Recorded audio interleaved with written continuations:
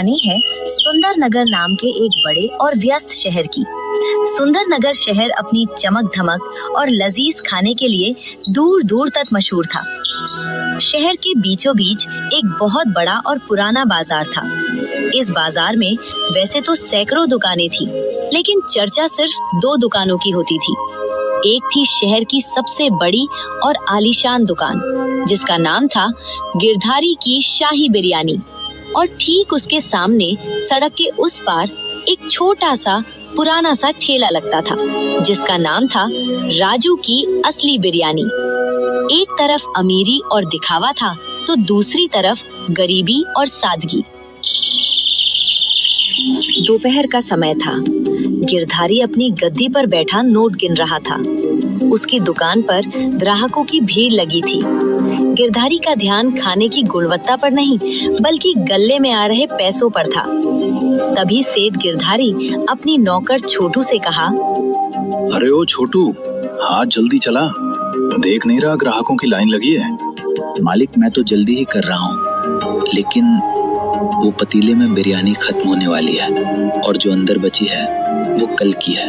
अरे तो क्या हुआ, तू ग्राहक को मना करेगा क्या? जा अंदर से वो कल वाला पतीला उठा ला।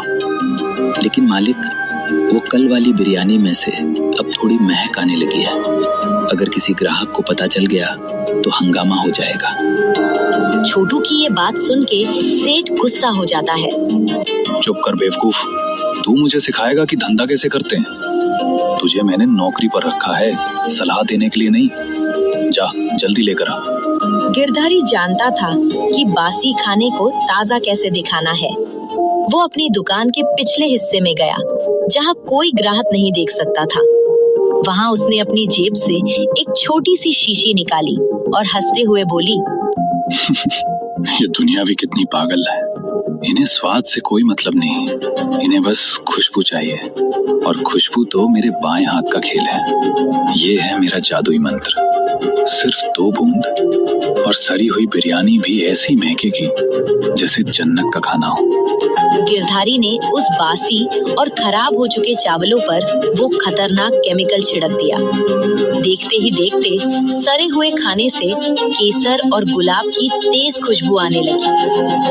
वाह, क्या खुशबू है। अब इसे खाकर लोग उंगलियां चाटेंगे और मेरी जेब भरेगी। इसे कहते हैं दिमाग। वही दूसरी तरफ राजू अपने छोटे से घर में सुबह सुबह मसाले तैयार कर रहा था। उसकी पत्नी सरिता उसके पास बैठी उदास थी। सुनिए जी, आज घर में राशन खत्म हो गया है और मुन्नू की स्कूल की फीस भी देनी है। आप इतने महंगे मसाले और सबसे महंगे चावल क्यों खरीदते हैं? हम थोड़ा सस्ता सामान भी तो इस्तेमाल कर सकते हैं ना? सरिता, मैं तुम्हारी परेशानी समझता हूँ, लेकिन मेरे बाबूजी हमेशा कहते थे कि खाना सिर्फ पेट भरने के लिए नहीं होता, वो आत्मा की तृप्ति के लिए होता है। अगर मैं चंद पैसों के लिए लोगों को मिलावटी खाना खिलाऊंगा तो ऊपर वाले को क्या मुंह दिखाऊंगा? मैं जानती हूँ आप ईमानदार हैं, लेकिन उस गिरधारी को देखिए, वो लोगों को कुछ भी खिलाता है और महलों में रहता है, और हम दाने दाने को मोहताज हैं। धीरज रखो सरिता, बेईमानी की कमाई बहुत जल्दी आती है लेकिन टिकती नहीं। ईमानदारी का फल मीठा होता है, देर से ही सही पर मिलेगा जरूर। बाजार खुल चुका था। गिरधारी की दुकान से केमिकल वाली तेज खुशबू उड़कर सड़क पर आ रही थी। लोग उस खुशबू के पीछे चुंबक की तरह खींचे चले जा रहे थे। भाई साहब, क्या खुशबू आ रही है गिरधारी सेठ की दुकान से। ऐसा लगता है आज तो शाही दावत होगी। हाँ यार, खुशबू तो गजब है। वो सामने वाला राजू तो सिर्फ 50 रुपए की प्लेट देता है, लेकिन उसमें वो मजा नहीं आता जो गिरधारी की 100 रुपए वाली प्लेट में है। चलो वही चलते हैं। इतना कह के वो दोनों गिरधारी की दुकान की ओर चले जाते हैं। यहाँ राजू अपने ठेले पर ताजी बिरयानी सजाए बैठा था। उसने असली केसर और घी डाला था, लेकिन उसकी हल्की और प्राकृतिक महक गिरधारी के केमिकल की तेज महक के आगे दब गई थी। राजू की आंखों में मायूसी थी। शाम के वक्त गिरधारी अपनी दुकान से बाहर निकला। उसने देखा कि राजू का पतीला अभी भी भरा हुआ है और कोई ग्राहक नहीं है। गिरधारी जोर से हंसते हुए बोला। क्यों राजू भाई, क्या हुआ? आज भी मक्खियां ही मार रहे हो क्या? अरे भाई, अगर बिरयानी नहीं बिक रही तो मेरे यहाँ बर्तन धोने की नौकरी कर लो। कम से कम शाम को 2 वक्त की रोटी तो मिल जाएगी। गिरधारी की बात सुनकर वहाँ खड़े कुछ लोग हंसने लगे। राजू का दिल दुखा, पर उसने मुस्कुराकर जवाब दिया। सेठ जी, वक्त वक्त की बात है। मैं कम कमाता हूँ पर रात को चैन की नींद सोता हूँ। मुझे डर नहीं लगता कि कोई मेरी मिलावट पकड़ लेगा। ए जा जा, बड़ी बड़ी बातें और वड़ा पाव खाते। ये कलयुग है, कलयुग। यहाँ सच्चाई नहीं, दिखावा बिकता है। मेरी दुकान देख, इसे कहते हैं कामयाबी। तभी गिरधारी की दुकान पर एक ग्राहक ने पेट पकड़ लिया। वो दर्द से कराहने लगा।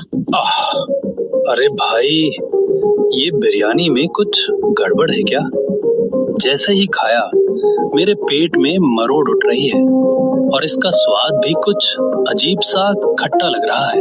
गिरधारी तुरंत घबराया, लेकिन उसने अपनी चालाकी दिखाई। वो दौड़कर ग्राहक के पास गया। अरे बाबूजी, आप कैसी बातें कर रहे हैं? मेरी बिरयानी तो पूरे शहर में नंबर 1 है। लगता है आप पहले से ही बीमार होंगे या धूप की वजह से चक्कर आ गया होगा। छोटू, जल्दी से साहब के लिए एक ठंडी बोतल ला, फ्री में। नहीं भाई, मुझे नहीं चाहिए। मुझे डॉक्टर के पास जाना पड़ेगा। उफ, बहुत दर्द हो रहा है। ग्राहक वहाँ से चला गया। गिरधारी ने राहत की सांस ली। बच गया। अगर ये ज्यादा शोर मचाता तो बाकी ग्राहक भाग जाते। ये सब तमाशा दूर खड़ा राजू देख रहा था। उसे शक तो था, लेकिन कोई सबूत नहीं था। उधर शहर के बड़े सरकारी दफ्तर में फूड इंस्पेक्टर विक्रम अपनी फाइलों में उलझा हुआ था। सर, पिछले 1 महीने से सुंदर नगर इलाके से बहुत शिकायतें आ रही हैं। अस्पताल के रिकॉर्ड बताते हैं कि वहाँ फूड पॉइजनिंग के मामले बढ़ रहे हैं और हैरानी की बात यह है कि ज्यादातर मरीजों ने बाजार की बिरयानी खाई थी। बिरयानी? मैंने भी सुना है वहाँ 2 दुकानें हैं। क्या हमने वहाँ चेकिंग की? जी सर, 2 बार टीम गई थी, लेकिन वहाँ सब कुछ साफ सुथरा मिलता है। शायद वो लोग हमारे आने से पहले ही सतर्क हो जाते हैं। इसका मतलब मुखबिरी हो रही है। वर्दी देखकर चोर भाग जाते हैं। इस बार तरीका बदलना होगा। इस बार मैं खुद जाऊंगा, और वो भी ऐसे रूप में कि कोई पहचान नहीं पाएगा। रात हो गई थी। राजू उदास होकर अपना ठेला बंद कर रहा था। आज की कमाई से बमुश्किल अगले दिन का सामान आएगा। हे भगवान, ये कैसी परीक्षा है? क्या ईमानदारी का यही सिला है? अगर ऐसा ही चलता रहा तो मुझे गांव वापस जाना पड़ेगा। तभी एक भूखा भिखारी राजू के पास आया। बेटा, बहुत भूख लगी है, कुछ बचा है क्या? हाँ बाबा, बहुत कुछ बचा है। आज बिक्री नहीं हुई। आप बैठिए, मैं आपको भरपेट खिलाता हूँ। खाना फेंकने से अच्छा है कि किसी के पेट में जाए। राजू ने खुद भूखा रहकर वो सारी बिरयानी गरीबों में बांट दी। अगली सुबह इंस्पेक्टर विक्रम ने अपनी पुलिस की वर्दी उतार दी। उसने फटे पुराने कपड़े पहने। अब वो शहर का सख्त इंस्पेक्टर नहीं, बल्कि एक लाचार बूढ़ा भिखारी लग रहा था। आज होगा असली फैसला। आज मैं स्वाद नहीं, इंसानियत परखूंगा। देखूं तो सही, कौन क्या बेचता है। इंस्पेक्टर विक्रम बाजार पहुंचा। वो लड़खड़ाते हुए चल रहा था। उसने देखा कि गिरधारी की दुकान पर रोज की तरह भीड़ थी और राजू का ठेला खाली पड़ा था। विक्रम ने सबसे पहले गिरधारी की दुकान का रुख किया। ओ बेटा, ओ सेठ जी। अरे कौन है भाई? सुबह सुबह बोहनी के वक्त कौन आ गया? बेटा, मैं 3 दिन से भूखा हूँ। क्या थोड़ा सा चावल मिल जाएगा? भगवान तुम्हारा भला करेगा। तुम्हारी दुकान बहुत बड़ी है, मेरे थोड़े से खाने से कुछ कम नहीं होगा। गिरधारी ने उस बूढ़े को ऊपर से नीचे तक देखा। उसे घिन आ रही थी। अबे हट, हट यहाँ से। ये दुकान है, कोई धर्मशाला नहीं। यहाँ पैसे वालों को खाना मिलता है, भिखारियों को नहीं। तू यहाँ खड़ा होकर मेरी दुकान की शोभा खराब कर रहा है। बेटा, ज्यादा नहीं, बस 1 मुट्ठी दे दो। अरे छोटू, ये बूढ़ा ऐसे नहीं मानेगा। इसे वो कल रात की बची हुई खुरचन है ना जो हम कुत्तों को डालते हैं, वो एक दोने में डालकर दे दे और यहाँ से भगा इसे। दिमाग खराब कर दिया। छोटू ने एक गंदे से कागज पर थोड़ी सी बासी बिरयानी रखकर विक्रम दिया। विक्रम ने उसे हाथ में लिया। उसमें से सरांद आ रही थी जिसे मसालों से छिपाने की कोशिश की गई थी। विक्रम मन ही मन बोला, उफ, ये तो चावल पूरी तरह सड़ चुके हैं और इसमें सिंथेटिक एसेंस मिलाया गया है। ये आदमी पैसे के लिए लोगों की जान ले रहा है। तभी इंस्पेक्टर विक्रम गिरधारी से पूछा, बेटा इसका स्वाद तो बहुत कड़वा है, ये तो खराब लग रहा है। मुफ्त की रोटियां तोड़ रहा है और ऊपर से नुक्स निकाल रहा है। चुपचाप खा और निकल, वरना डंडे मारकर भगाऊंगा। अपमान का घूंट पीकर विक्रम वहां से उठा। उसने वो खाना चुपके से अपनी झोली में रख लिया, सबूत के तौर पर। फिर वो लड़खड़ाता हुआ सड़क पार राजू के ठेले पर पहुंचा। बेटा, क्या गरीब को पानी मिलेगा? बहुत प्यास लगी है। अरे बाबा, आप यहाँ धूप में क्यों खड़े हैं? आइए, यहाँ छाया में स्टूल पर बैठिए। पानी नहीं, मैं आपको शरबत पिलाता हूँ। आप बहुत थके हुए लग रहे हैं। राजू ने बड़े प्यार से उस बूढ़े आदमी को बैठाया और उसे ठंडा पानी और गुड़ दिया। जुग जुग जियो बेटा, तुम बहुत भले आदमी लगते हो। सामने वाले सेठ ने तो मुझे धक्के मारकर भगा दिया। अरे बाबा, वो बड़े लोग हैं, उनका बड़ा कारोबार है, मैं तो छोटा आदमी हूँ। आप भूखे लग रहे हैं, क्या मैं आपके लिए खाना लगा दूं? लेकिन बेटा, मेरे पास तो एक फूटी कौड़ी भी नहीं है, मैं तुम्हें पैसे नहीं दे पाऊंगा। राजू मुस्कुराते हुए बोला, पैसे कौन मांग रहा है बाबा? मेरे पिताजी कहते थे कि भूखे को खाना खिलाना सबसे बड़ी पूजा है। आज मेरी दुकान पर ग्राहक नहीं आए तो क्या हुआ? आज आप मेरे खास मेहमान हैं। राजू एक साफ प्लेट में गर्मा गर्म बिरयानी ली और पूरे आदर के साथ विक्रम के हाथों में दे दी। लीजिए बाबा, आराम से खाइए और चाहिए तो मांग लेना। विक्रम ने पहला निवाला मुंह में डाला। चावल का एक एक दाना खिला हुआ था। मसालों का स्वाद एकदम शुद्ध और घर जैसा था। उसमें कोई बनावटी खुशबू नहीं थी, बस प्यार और ईमानदारी की महक थी। बेटा, ऐसा खाना तो मैंने बरसों से नहीं खाया। इसमें तो जादू है। तुम इतना अच्छा खाना बनाते हो, फिर भी तुम्हारी दुकान खाली क्यों है? बाबा, आज का जमाना दिखावे का है। मैं केमिकल नहीं डालता, इसलिए मेरी बिरयानी दूर से नहीं महकती, पर जो एक बार खा लेता है वो खुश होकर जाता है। खाना खत्म करने के बाद विक्रम अपनी जगह से खड़ा हुआ।